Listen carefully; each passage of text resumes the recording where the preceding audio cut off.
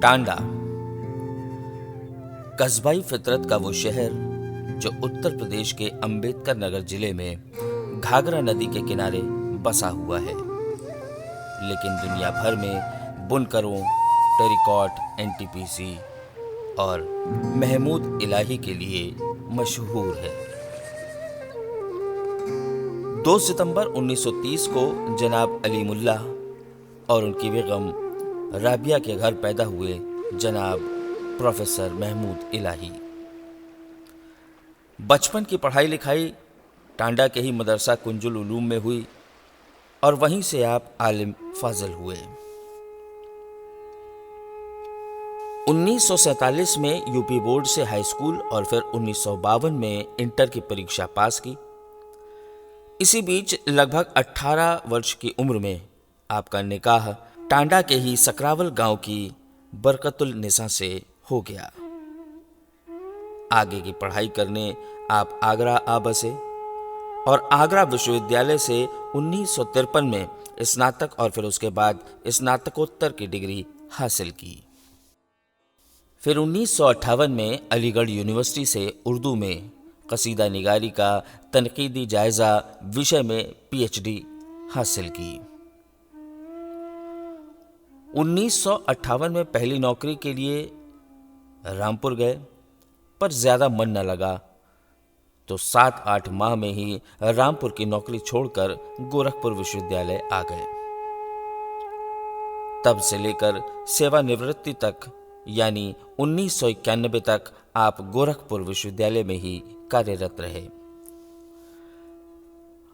अपने सेवा काल में आपने आर्ट फैकल्टी के डीन का पद संभाला और फिर कारगुजार यानी एक्टिंग वाइस चांसलर भी रहे। इसी बीच आप 3 बार उत्तर प्रदेश उर्दू अकादमी के चेयरमैन भी बनाए गए। पहली बार 1981 से 1983 तक, दूसरी बार 1987 से 1989 तक और फिर तीसरी बार 1993 से 1996 तक आप उत्तर प्रदेश उर्दू अकादमी के चेयरमैन रहे। आप पर भाषाई प्रेम ऐसा हावी रहा कि आपने 27 कॉलेजों में उर्दू की पढ़ाई की व्यवस्था करवाई और अपने तमाम शागिर्दों को आगे बढ़ाते रहे। आपकी सरपरस्ती में 37 स्कॉलरों ने पीएचडी हासिल की है।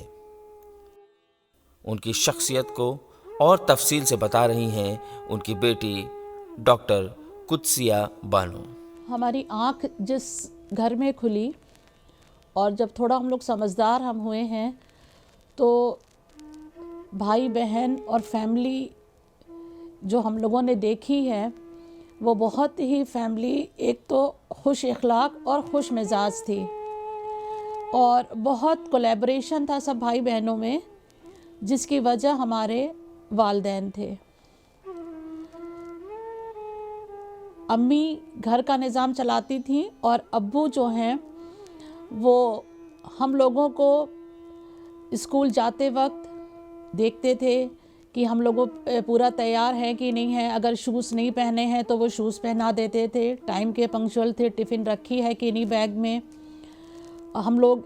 और अगर कोई रिक्शा वाला नहीं आ पाया है या नहीं मिला है तो उंगली पकड़ के हम लोगों को कार्मल स्कूल तक ले जाते थे।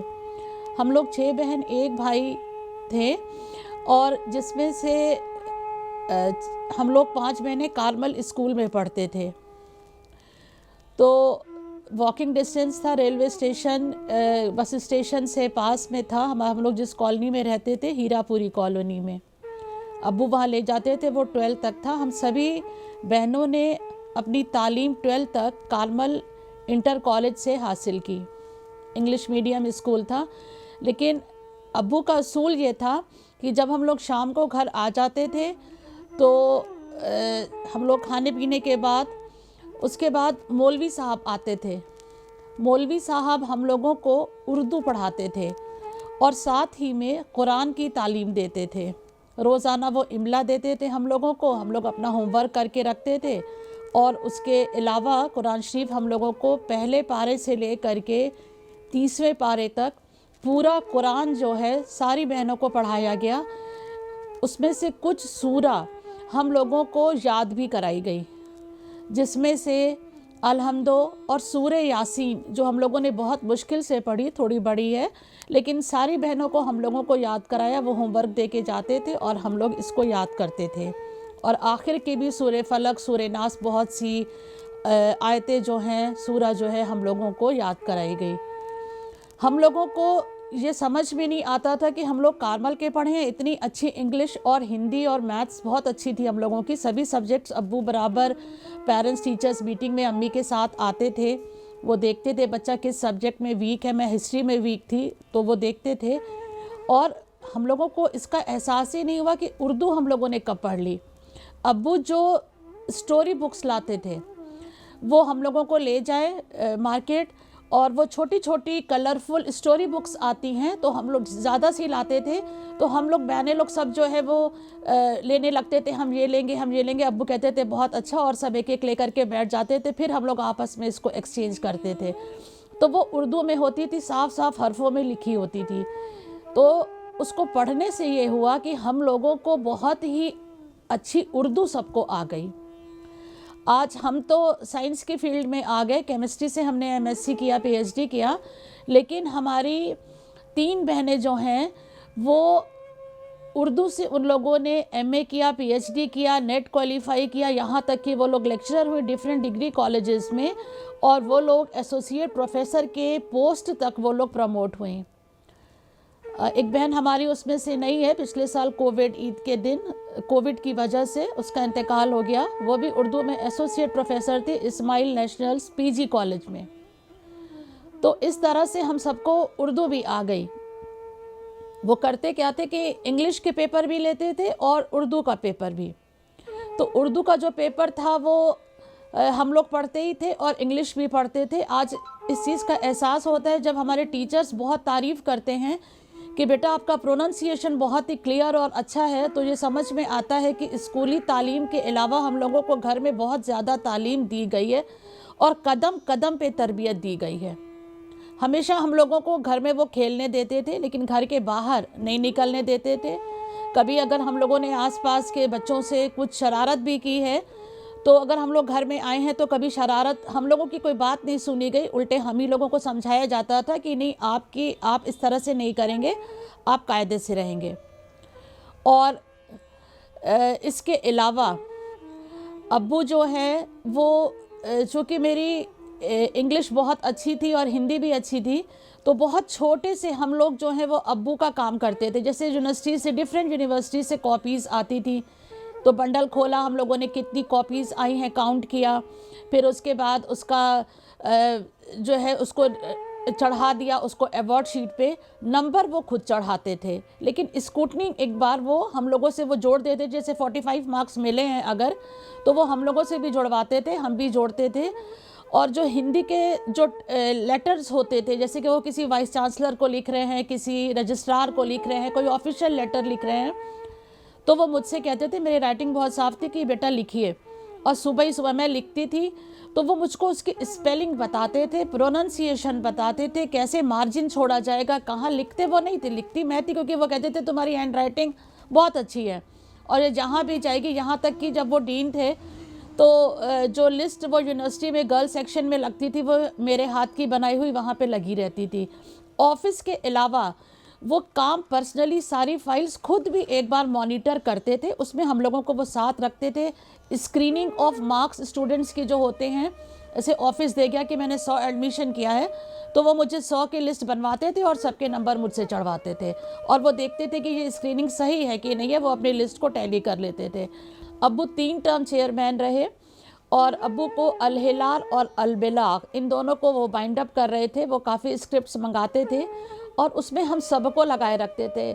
मैं रिसर्च उस वक्त कर रही थी तो जब मैं घर आती थी तो एक एक जो वो फ़ोटो कॉपी कराते थे, एक एक अल्फ़ाबेट्स को काट करके फेयर को रख के बिल्कुल उसको वैसे ही चिपकाते थे और एक नया फिर वो फ़ोटो कॉपी कराते थे। इस तरह से उन्हें पूरा अल हिलाल कलेक्ट किया जिस पर कि उनको शंकर दयाल शर्मा ने उसको इनॉग्रेट किया था। अल हिलाल का जो बहुत बड़ा काम था अबुल कलाम आज़ाद पे।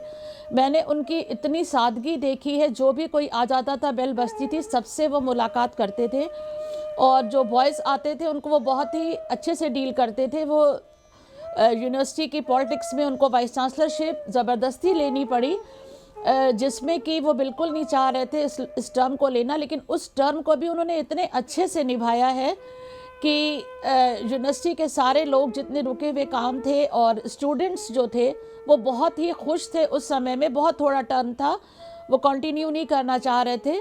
वो डीन भी रहे और फिर वीसी रहे और वीसी होकर के वो फिर रिटायर हो गए। बचपन में वालिद के रूप में डॉक्टर महमूद इलाही को पाने वाले जनाब मशहूद इलाही भावुक हो उठते हैं। उनके बारे में कुछ यूं बात करते हुए। बिस्मिल्लाहिर्रहमानिर्रहीम। जनाब, जब मैं हाई स्कूल में पढ़ता था उस ज़माने का वाक़या है। हाई स्कूल का एग्ज़ाम चल रहा था तो मैं सुबह पढ़ने के लिए उठता था तो मैं अपने माजिद को देखता था कि वो दालान में तहज्जुद के वक्त लगभग 3 बजे खुद चाय बनाते थे और एक शेर पढ़ते थे इकबाल का। लेकिन मुझे उस शेर का तो ना मानी मालूम था, ना मफ़हूम, ना इनकी 10 बातों को जानता था। शेर ये था, मेरे वालिद माजिद इकबाल का पढ़ते थे। अत्तार हो, रूमी हो, राज़ी हो, गज़ाली हो। अत्तार हो, रूमी हो, राज़ी हो, गज़ाली हो।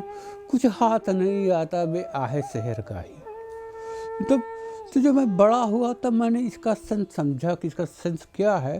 तो अल्लाह वाले जो बुजुर्गान दीन होते हैं तहज्जुद के वक्त उठ के अल्लाह के आगे आह भरते, आह दराजी, आज़ारी। तो वही मेरे वालिद माजिद, ये उनकी मैं पर्सनल लाइफ बता रहा हूँ। वो ऐसे ही तो तहज्जुद गुजार थे और तहज्जुद में उठ के वो अपना चाय पीते थे, इबादत करते थे और पढ़ने पढ़ाने का तमाम मामूलात उनके उसी वक्त होते थे। एक तो ये चीज़ हुई और दूसरी एक पर्सनल लाइफ के बारे में बता। एज ए ह्यूमन बीइंग हमने अपने बाप को कभी न चोरी करते, न बेईमानी करते, न झूठ बोलते, न धोखा देते, न गीबत करते, न ही कोई गाली बकते, ना ही कोई और इस तरह की कोई एक्टिविटी करते कभी देखा ही नहीं। नहीं कोई बात कहते कुछ देखा ही नहीं। उनका करियर एकदम साफ सुथरा था। मेरे ख्याल में साहब वो थे, मतलब वो वली सिफत इंसान थे मेरे वालिद जनाब महमूद इलाही साहब। अल्लाह उन्हें अपने पास अच्छी जगह दे। मैं शरारत बहुत करता था। मेरे घर रोज़ाना 3-3, 4-4 आदमी मोहल्ले के आते थे जो करता था शिकायत करने। मैं पीटा बहुत जाता था, मारा बहुत जाता था, लेकिन उसी बाप की मार ने मुझे बना दिया। अब मैं रोता हूँ कि अल्लाह मेरा बाप होता तो मुझे इस्लाह कर देता, मुझे मारता काटता बता देता। हमारे साहब वालिद साहब के देखिए वो अदबी शख्सियत जो भी रही हो, ये अदीब लोग ज़्यादा बेहतर समझ सकते हैं, लेकिन एज ए ह्यूमन बीइंग वो बहुत शरीफ नफ्स इंसान थे। अब्बा के हाथों हज़ारों मुसलमानों का भला हुआ। उर्दू एकेडमी में भी 3 टर्म चेयरमैन रहे, गोरखपुर यूनिवर्सिटी में प्रोफेसर डीन वाइस चांसलर रहे। हज़ारों मुसलमानों का और सबका अब्बा के हाथों फैज होता। एक बात मैं और बताता चलूँ, मेरे वालिद माजिद का इंतकाल इसी घर में हुआ था। जब उनका इंतकाल हुआ उसके कुछ दिनों बाद मैंने ख्वाब में देखा अपने वालिद माजिद को जन्नत में। हमने कहा अब्बा आप तो कोई इस टाइप के तो नहीं थे कि बहुत ज़्यादा इबादत करते रहे हों या बहुत हज रोज़ा नमाज हरदम इसमें बहुत इंटरेस्ट करती हूँ, तो आपको कैसी ऐसी जन्नत मिल गई? तो कहने लगे बताए बेटा ये मेरा राज है। बताइए। तो अल्लाह ताला ने मुझे कलम की ताकत दी थी, कलम का पावर दिया था, जो कलम दिया था उसके ज़रिए मैंने बहुत से मुसलमानों का, हज़ारों मुसलमानों का भला किया और उनकी दुआओं को समरा है जो अल्लाह ताला ने मुझको ये दे दिया। सुनिए क्या बताते हैं उनके एक और शागिर्द प्रोफेसर असगर अब्बास, जो अलीगढ़ मुस्लिम यूनिवर्सिटी में कार्यरत हैं। मुहक्किक, शायर, नस्निगार और उस्तादुल असातिज़ा प्रोफेसर महमूद इलाही मुतअद्दिद किताबों के मुसन्निफ और मौलाना अबुल कलाम आज़ाद के अखबार अल हिलाल के मुरत्तिब रहे हैं। गोरखपुर यूनिवर्सिटी के हवाले से ये कहना दुरुस्त होगा कि अपने ज़माने में भी और आज भी वो हमारी अदबी तारीख के काबिल कद्र रोशन चिराग हैं।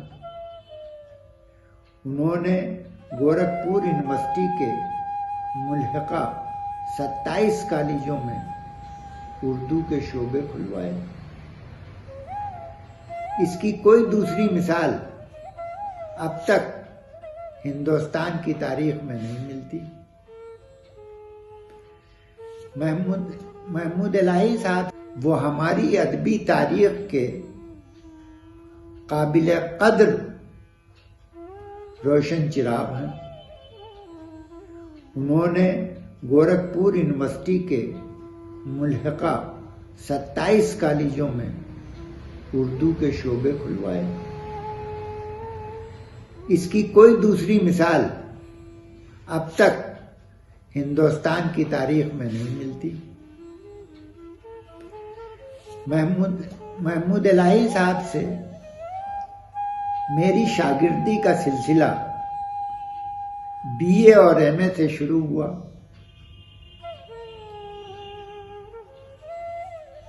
और उनकी नवाजिशों, शफकतों से मुस्तफीद होने का सिलसिला ताहयात जारी रहा। आज भी जब उनकी याद आती है तो मैं घंटों उनकी दिलावेज यादों में खो जाता हूँ। उनके साहित्य की चर्चा उनके शागिर्द से करना सबसे बेहतर होगा। तो सुनते हैं उनके शागिर्द डॉक्टर सलीम अहमद, जो बाद में उनके दामाद भी बने, से महमूद इलाही साहब के साहित्य के बारे में तफसील से। उस्ताद मोहतरम प्रोफेसर महमूद इलाही साहब से मेरी पहली मुलाकात उस वक्त हुई जब मैं 1981 में यूनिवर्सिटी में दाखिल हुआ। बीए में एडमिशन हुआ मेरा, और इत्तेफाक की बात की एक ही महीने के अंदर आमने सामने बात करने का भी मौका मिल गया। क्लास तो वो नहीं लेते थे, एमए का क्लास लेते थे, लेकिन इत्तेफाक ऐसा था कि कुछ ज़रूरत पड़ी, हमें जाना पड़ा उनके पास और उनसे मुलाकात हुई। बहुत अच्छे तरीके से बात हुई। उसके बाद जब एमए में हम लोग गए तो एमए में उनके जो पढ़ाने का तरीक़ा था वो देख करके हम लोग बहुत हैरत में थे कि साहब कितनी याददाश्त इनको है। आज जो कुछ भी लिखवाते थे ज़बानी लिखवाते थे, ना देख के ना कहीं कोई किताब से।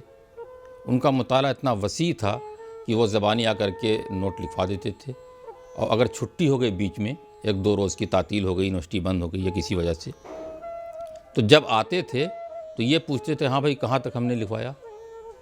आखिरी सतर पढ़ने के बाद वो फिर आगे शुरू हो जाते थे लिखवाना पड़ा। इतनी ज़बरदस्त उनकी याददाश्त थी। बहरहाल उसके बाद जब हमने एमए कर लिया तो पीएचडी में हमें दाखिला लेना था। बहुत से लोग थे, हम भी एक उम्मीदवार की हैसियत से थे उसमें। मेरा दाखिला हुआ। 3 साल तक तो मैं यूं ही लाइब्रेरियों की गर्दिश करता रहा, इधर उधर जाता रहा। उस्ताद मोहतरम से मिलने का कम मौका मिलता रहा, या ये कहिए कि मैं बहुत कम मिलता भी था उनसे। कुछ इतना लिहाज, कुछ इतना डर, इतना खौफ रहता था। हालांकि वैसे आदमी थे नहीं, बहुत नरम दिल और बहुत ही मोहब्बत करने वाले मुशफिक इंसान थे। फिर भी 3 साल के बाद हमें दिल्ली जाना हुआ रिसर्च के काम से। तो उस्ताद मोहतरम के पास मैं गया। हमने कहा सर कुछ काम आगे बढ़ाना चाहते हैं। कहा कि हाँ, आपने किया क्या अभी तक? तो उन्होंने बताया, कहा कि आप जाइए, अब आप बाहर निकलिए और देखिए लाइब्रेरियों को। तो हमने कहा सर कहाँ जाया जाए? तो उन्होंने कहा कि आप जामिया मिल्लिया पहले जाइए, वहाँ देखिए आप। और हाँ, एक चीज़ है कि आप वहाँ जाइएगा तो वहाँ पे देखिएगा मदीना अखबार जो बिजनौर से निकलता था, अगर उसकी फ़ाइल आपको मिल जाए तो उसमें कुछ मेरी नज़में भी शाये हुई थी उस ज़माने में। देखिएगा, अगर मिल जाएगा तो आप उसको नोट कर लीजिएगा। खैर मैं गया साहब, मेरे साथ ग़ुलाम हुसैन साहब थे जो इस वक्त उज्जैन में प्रोफेसर हैं, वो भी थे। हम दोनों लोग गए जामिया मिल्लिया की लाइब्रेरी में, ज़ाकिर हुसैन लाइब्रेरी का नाम है। तो उस ज़माने का जो अखबार था मदीना अखबार, हम लोगों ने निकलवाया बहुत खस्ता हालत में। बहुत मुश्किल से वो हम लोगों को दस्तयाब भी हुआ। जब हमने उसकी वरगर्दानी की तो देखा उसमें कई जगह उस्ताद मोहतरम की नज़में मौजूद थीं, जिसे हम लोगों ने तहरीर कर लिया और ला करके उनको दे दिया था। लेकिन उनके पास से भी कहीं वो गायब हो गई, महफूज नहीं रही। मेरे पास कुछ नज़में उनकी मौजूद थी उस वक्त की, जिसे हमने अपनी किताब रशहात में तरतीब दे करके उसे शाया कराया। इस किताब में उसके अलावा मुकदमे और कुछ भी और भी चीज़ें दीगर हैं, इसमें नज़्म का एक हिस्सा भी है। बहरहाल हमें जब ज़्यादा परेशानी हुई पीएचडी करने में, रिसर्च करने में, तो मैं अब एक बार उनके घर पे गया उस्ताद मोहतरम के। हमने बताया कि सर हमें ये दिक्कत हो रही है। तो उन्होंने कहा कि आप रहते कहाँ हैं? आप तो आते ही नहीं हैं। मैंने कहा नहीं सर हम आएंगे। कहा नहीं आप आएंगे नहीं, आप कल से आप सुबह आइए। अब उस्ताद मोहतरम का हुक्म, मैं दूसरे रोज़ सुबह जो है 7 बजे पहुँच गया।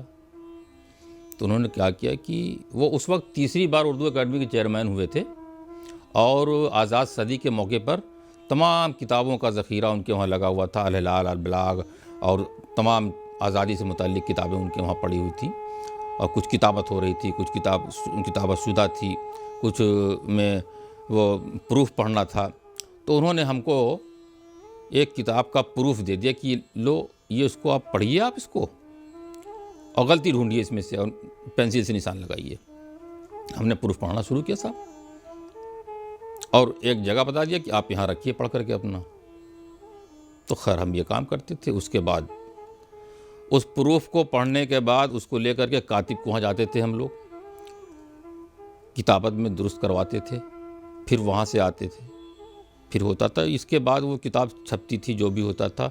अल-हिलाल और अल-बलाग में जो काम उन्होंने किया वो एक वाकई तारीख़ी काम है। जो 80 एडिशन है अल-हिलाल और अल-बलाग का, उसमें साहब मैं बताऊं आपको कि मेरे अलावा कई रिसर्च स्कॉलर शामिल थे इस काम में। और हम लोग सुबह जाते थे फ़ोटोस्टेट, तब उस वक्त फ़ोटोस्टेट नहीं था, इलेक्ट्रोस्टेट था। इलेक्ट्रोस्टेट की एक ही दुकान थी गोरखपुर में, अग्रवाल की। हम लोग वहाँ जाते थे, सुबह से लेकर शाम तक बैठे रहते थे साहब। वो फ़ोटो कापी करता था, निकालता था और निकालने के बाद जो है वो ले करके हम लोग आते थे डॉक्टर साहब को वहाँ। वो कटिंग पेस्टिंग होती थी, तमाम कमरा कागजात से बिखरे पड़े थे। सारे कमरों में उनके घर के समझिए सारे कमरे में कागजात ही पड़े रहते रहे, काट करके पेस्ट करना, जोड़ना, सही करना। इस तरीके से ये काम मुकम्मल हुआ। और मैं आपको सही बताऊं तो मेरे अंदर जो भी थोड़ी बहुत सलाहियत आज है वो इसी अल-हिलाल और अल-बलाग के ज़माने की है, जब मैं उनके वहाँ प्रूफ पढ़ना, किताबों को देखना और सब करना, ये उसी वक्त की देन है। और मोहब्बत डॉक्टर साहब से हमारी दिन पर दिन बढ़ती गई। वो हमें बेटे की तरफ मानते भी गए और हमें ही नहीं बल्कि जितने भी रिसर्च स्कॉलर उनके साथ लगे रहते रहे, सबको वो अपना बेटा ही समझते थे। जिस तरह से अपने बेटे से पेश आते थे उसी तरीके से हम लोगों से भी पेश आते थे वो। और उनकी ये मोहब्बत शागिर्द और उस्ताद की तो थी ही, और ना जाने कब क्या हुआ, कैसे हुआ, क्या दिमाग में आई उनके बाद कि हम लोग अब एक शागिर्द और उस्ताद से रिश्तेदारी में भी ये रिश्ता तब्दील हो गया। बहरहाल डॉक्टर साहब की जो सबसे पहली किताब जो शाया हुई बाज़याफ्त के नाम से, वो दानिश महल ने शाया की थी यहाँ से। वो उनके मज़ामीन का मजमूआ है, उसमें बहुत से मज़ामीन हैं, तनकीदी और तहकीकी मज़ामीन हैं, उसे दानिश महल ने शाया की। और उनका जो PhD का मकाला था वो उर्दू में कसीदा निगारी पे थे, जो प्रोफेसर मोहम्मद हसन की निगरानी में उन्होंने पूरा किया अलीगढ़ से। और अभी मकाला उनका जमा ही हुआ था, उसके बाद इनकी नौकरी लग गई थी रामपुर में। रामपुर में अभी कुछ ही रोज़ तक वो पढ़ाए थे कि उसके बाद गोरखपुर यूनिवर्सिटी में एक जगह निकली, उन्होंने अप्लाई किया और उसने इत्तेफाक कहिए इसे कि उनका वहाँ पे अपॉइंटमेंट हो गया। हिंदुस्तान में वो सबसे सीनियर प्रोफेसर की हैसियत से रहे और तवील मुद्दत तक, सबसे तवील मुद्दत तक वो सदर शोबा भी रहे। ये फ़ख्र बहुत कम लोगों को हासिल है जो उस्ताद मोहतरम को हासिल था। और उस्ताद मोहतरम के साथ जो मेरे ताल्लुकात थे पढ़ने के दौरान, वो तो था ही। मेरी शादी होने के बाद मैं उन खुशनसीब शागिर्दों में हूँ जिसे उस्ताद मोहतरम की आखिर वक्त तक खिदमत करने का मौका मिला। मैं बहुत खुशनसीब अपने को समझता हूँ। ये मौका शायद किसी को नसीब नहीं होता जो मुझे नसीब हुआ, और मैं उनकी खिदमत आखिर वक्त तक करता रहा। हाँ, मैं इस मौके पे एक बात आपको और भी बता दूँ कि जब वो अलील थे तो अक्सर जब मैं वक्त मिलता था तो उनके पास बैठ जाता था। इत्तेफाक की बात है कि एक रोज़ धूप में बैठा हुआ था बाहर दालान में, तो हमने कहा लाओ देखते हैं डॉक्टर साहब की याददाश्त पहले वाली है या नहीं, जब ये पढ़ाते थे तो उस वक्त की याददाश्त में आज में देखा जाए क्या फ़र्क है। तो हमने कहा डॉक्टर साहब आपने एक नज़्म लिखी थी जब गांधी जी का इंतकाल हुआ था, जिस दिन उन्हें गोली मारी गई थी, उसी रोज़ आपने एक नज़्म लिखी थी। कहीं हाँ हाँ हाँ कहने लगे, हाँ भाई वो लिखी थी मैंने। तो हमने कहा सर याद है आपको, वो सुना सकते हैं? कहीं हाँ मैं सुना सकता हूँ। हम कहा सुनाइए, नहीं आप लिख दीजिए उसको। हमने कहा देखें लिखने में क्या है, लर्जिश हाथ में है या कितनी क्या है। तो उन्होंने कहा अच्छा कागज़ लाइए आप। मैंने कागज़ दिया और उन्होंने जो है लिखना शुरू किया। तो मैं आपको सुना रहा हूँ जो उन्होंने लिखा था। अभी जनवरी की 30वीं तारीख थी और वक्त शाम, चल रहा था जैसे चलता है ज़माने का निज़ाम।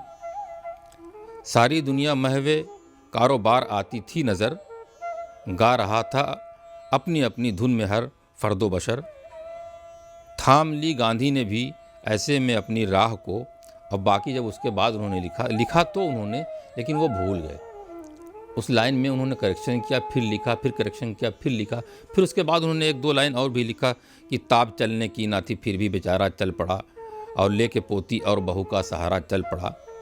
जैसे पहुंचा एक हिंदू नौजवान आगे बढ़ा, और रख के उसका दो ये फिर वहाँ यहाँ पर उन्होंने वो भूल गए, काट दिया है उसको। बहरहाल ये इस तरह से उन्होंने एक नज़्म ये लिखी उन्होंने, जो थोड़ी बहुत आगे, जो थोड़ी बहुत उनको याद आ गई थी, बाकी वो भूल भी गए थे। हमने इस नज़्म को तहरीर कर दिया है अपनी किताब रशात में, जो उस किताब में शामिल है। हाँ, तो ये नज़्म जब उन्होंने सुनाई तो मेरे ख़्याल से उसके बाद उनकी तबीयत फिर ज़्यादा बिगड़ने लगी, धीरे धीरे ज़ईफ़ी भी असर करने लगी, और वो ग़ालिबन 2 साल के बाद वो रहलत फरमा गए। ये वो कमरा, वो कोना जो इलाही साहब ने बड़ी संजीदगी से सजाया संवारा और जिसे लाइब्रेरी की शक्ल दी, वो आज बदहाल है, दिनों दिन टूट रहा है, बिखर रहा है।